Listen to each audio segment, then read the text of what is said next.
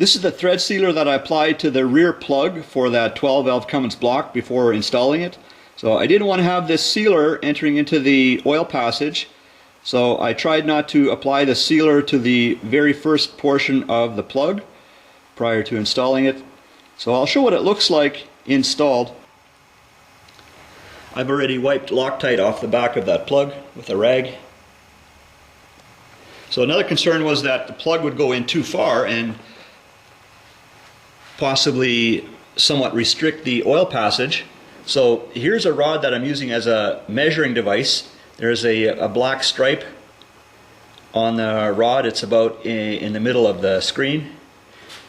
So I can tell by how far this thing enters into the block that there is room. It does clear that plug. I have the camera entered into the block at the front. This is the screen for it. So there's the plug.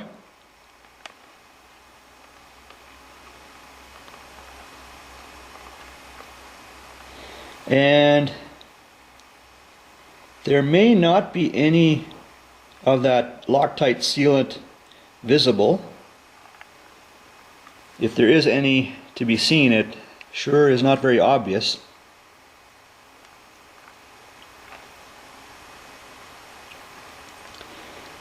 And I think also can be seen at about the maybe 10:30 position. There's a dark area there, which I think is the oil passage, which appears to be basically right up next to the plug.